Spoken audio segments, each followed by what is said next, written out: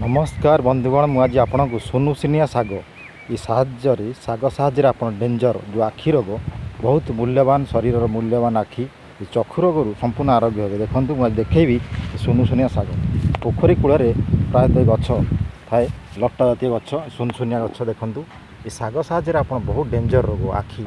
आप दृष्टिशक्ति हीन हो जाऊ दिन दिन आप देखा जाऊनी कि चश्मा व्यवहार कर देखते ये साग को छिड़ी आणतु कि पोखरी कूल कि कौन सत सन्ध्या जगार हो सुनसुनिया साग देखूँ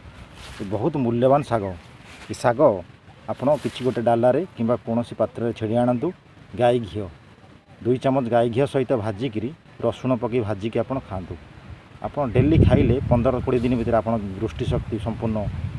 आरोग्य हो आप चश्मा व्यवहार कर चश्मा व्यवहार करेंगे बहुत विटामिन ए 100% आदि अच्छी बहुत विटामिन सब प्रकार विटामिन आदि अच्छी देखो सुनसुनिया साग बहुत आपणकर बुद्धि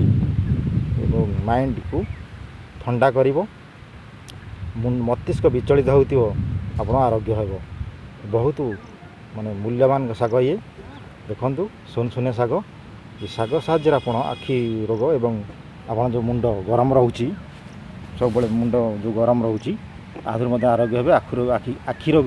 चक्षु रोग आरोग्य हे सुनसुनिया साग साहाଯ୍य आप डेली भाजी घी सहित खातु गाई घी 2 चामच साग भाजी खाइले आप चक्षु रोग संपूर्ण आरोग्य हे देखूँ बहुत मूल्यवान साग ये सुनसुनिया साग ये साग साहाଯ୍य आप चक्षु रोग संपूर्ण आरोग्य हो आप डेली प्रतिदिन सकाळ हो कि संध्या हो संध्या पूर्व आप खाइबे रात्रि खाइबेनी सकाळे नहीं आसतु 2 चामच गाई घी सागर किसी नहीं आसतु और टिफिन खाई सारा पर आपको खातु बहुत मूल्यवान साग आप खाइले संपूर्ण चक्षु रोग मस्तिष्क गरम रोचे विचलित होची खाइले आरोग्य हे आप साग व्यवहार करूँ प्रतिदिन खातु कौन साइड इफेक्ट नहीं आप शरीर मजबूत हो आप लिभर बढ़िया कार्यक्रम कर लिभर फंक्शन ठीक से हम